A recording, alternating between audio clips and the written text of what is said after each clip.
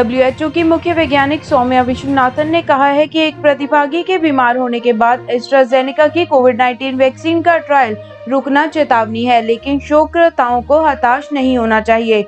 उन्होंने कहा, यह दौड़ वायरस के खिलाफ और जिंदगी बचाने की है, दौड़ कंपनियों के बीच में नहीं है। बीएमसी ने कंगना रनौत की प्रॉपर्टी में तोड़फोड़ को लेकर गुरुवार को बॉम्बे हाई कोर्ट के सामने अपना जवाब पेश किया। कंगना के वकील द्वारा हलफनामे पर जवाब देने के लिए समय मांगे जाने के बाद अदालत ने मामले को 22 सितंबर तक के लिए टाल दिया है। कोर्ट ने बुधवार को कंगना की प्रॉपर्टी गिराने के मामले पर स्टे लगाया था।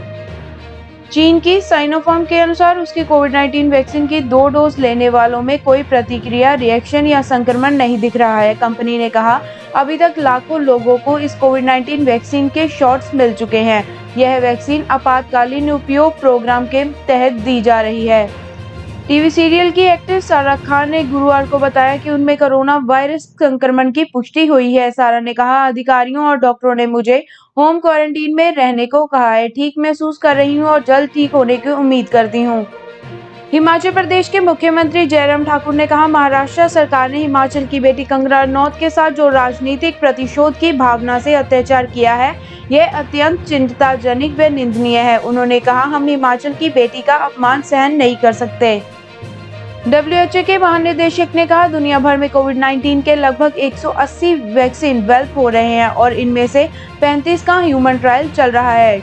उन्होंने कहा कि डेक्सामेथासोन पहले से ही कोविड-19 के गंभीर रोगियों के लिए प्रभावी साबित हुई है, जबकि अन्य अप्रभावित सिद्ध हुई हैं या भी ट्रायल में हो रही हैं। पंजाब सरकार के मुताबिक शुक्रवार को कोविड-19 के 2464 मामले आए, जो नए सर्वाधिक दैनिक बढ़ोतरी में हैं। अब कोरोना के कुल मामले 72,143 हो गए हैं। राज्य में गुरुवार को 88 मरीजों की मौत के बाद मृतकों का आंकड़ा 2150 पहुंच गया है।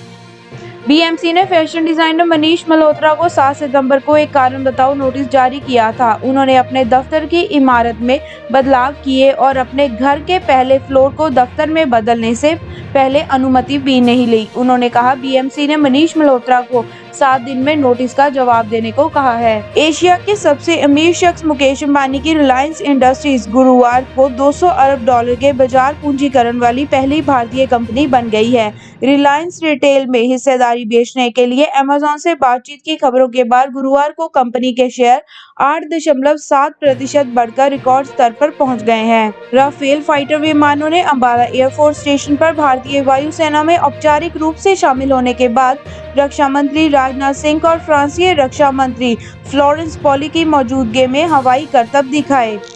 अयोध्या उत्तर प्रदेश के पुलिस ऑफिसर राजेश राय ने बताया कि श्री राम जन्मभूमि तीर्थ क्षेत्र ट्रस्ट ने जानकारी दी है कि फर्जी चेक के जरिए ट्रस्ट के खाते में से 6 लाख निकाला गया। बतौर रिपोर्ट्स बताया जा रहा है कि जब लखनऊ के बैंक में 9,86,000 का तीसरा चेक लगाया गया, तब वेरिफिकेशन कॉल से ट्रस्ट को लेन देन का पता चला।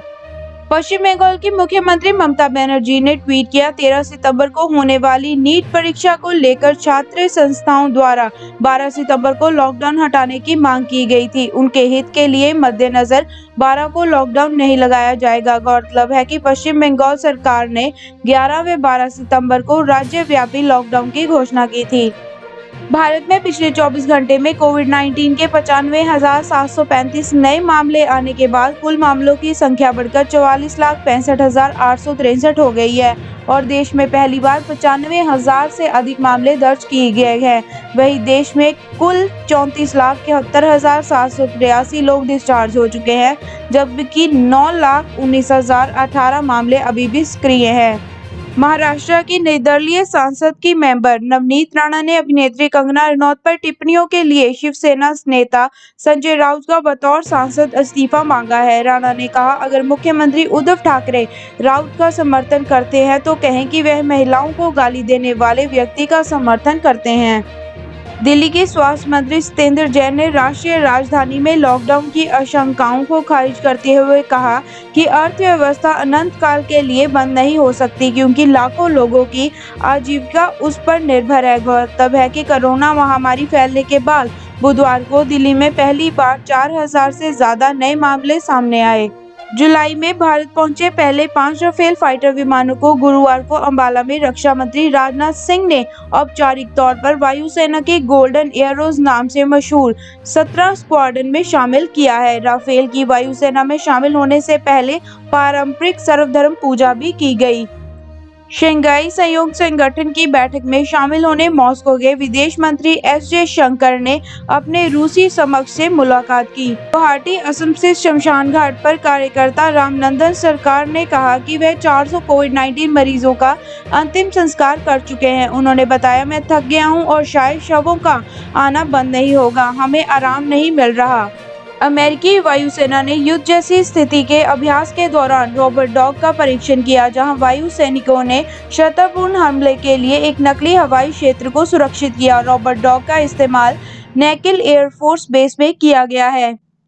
ब्लूमबर्ग ने एनालिसिस के मुताबिक पिछले 3 महीने में शेयरों में तेजी के लिहाज से दुनिया की टॉप 10 विमान कंपनियों की सूची में 9 चीनी विमान कंपनियां शामिल हैं। भारत की सबसे बड़ी विमान कंपनी इंडिगो इस सूची में शामिल है।